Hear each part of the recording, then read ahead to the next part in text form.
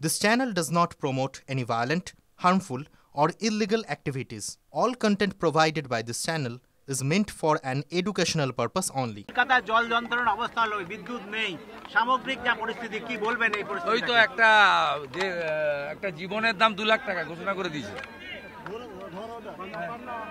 মুখ্যমন্ত্রী বলেছেন যে 2 লাখ টাকা রাজ্য সরকার। আমি ওর 2 লাখ টাকা নিতে না বলবো, আমি 2.5 লাখ টাকা করে দেবো।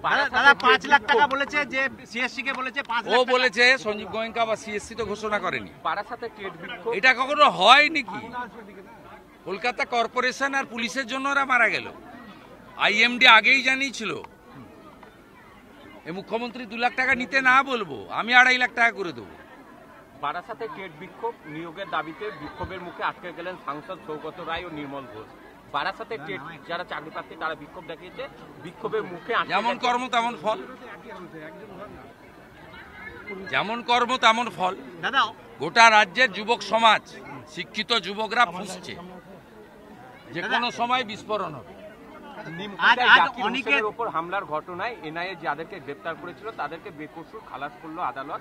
কোনো তথ্য প্রমাণ না থাকার কারণে বেকসুর খালাস। খোঁজ নেব আমি, কেন এটা হয়েছে, কি ব্যাপার, খোঁজ নেব। শুভেন্দুদা, অনিকেত মাহাতোকে যে বদলি করেছিল হাইকোর্ট, আজকে আবার তাকে রাজ্য সরকারকে বলেছে যে স্বাগত জানাবো। আমি জাজমেন্ট দেখেছি, স্বাগত জানাবো। লালগোলা তারানগর এলাকায় সেখানে ভয়াবহ গঙ্গা ভাঙন হচ্ছে বেশ কিছুদিন থেকে। গতকালকে 13 থেকে 14টা বাড়ি তলিয়ে গেছে এবং যেটা শাসক দলকে বলা হচ্ছে যে কেন্দ্র সরকার কোনো মমতা ব্যানার্জি দায়ী। কাগজ আছে আমার কাছে কাগজ আছে। 2018 সালে ভারত সরকারের ইনল্যান্ড ওয়াটার ওয়েজ অথরিটি এবং পশ্চিমবঙ্গ সরকারের ইরিগেশন দপ্তরের চুক্তি হয়েছিল। 21 কিলোমিটার এলাকা বৈষ্ণবনগর থেকে ফরাক্কা পর্যন্ত 21 কিলোমিটার এলাকায় এনটিপিসি করবে, ফারাক্কা ব্যারেজ করবে। তারা তাদের কাজ করে দিয়েছে। বাকি 80 কিলোমিটার এলাকা আপ টু নদিয়া পর্যন্ত এটার দায়িত্ব নিয়েছিল রাজ্য সরকার, তারা কাজ করেনি। রাজ্য সরকারের কাজ আমি আপনাকে বলে দিলাম। মদের দোকান খোলা, 20,000 নতুন মদের দোকান মমতা খুলেছে। রাজ্য সরকারের কাজ হচ্ছে তোষণ করা, মুসলিম ভোট ব্যাংকের জন্য তোষণ রাজনীতি করা।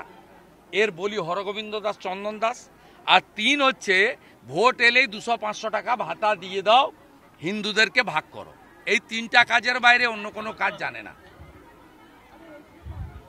তাই ভয়াবহ অবস্থা।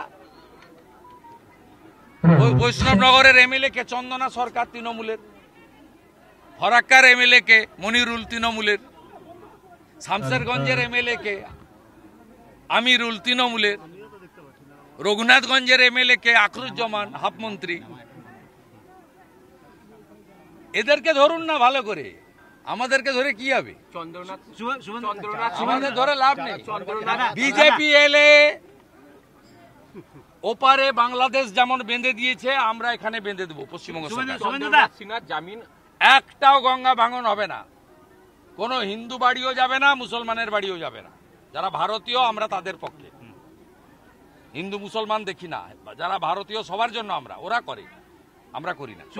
সিনহার জামিন বহাল রাখলো। তিনি দাবি করেছেন অজ্ঞাত কারণে তিনি কোনো অন্যায় করেননি, কিন্তু আদালত ইডিকে প্রয়োজন মতো মন্ত্রীকে ডেকে জিজ্ঞাসাবাদ করতে পারবে।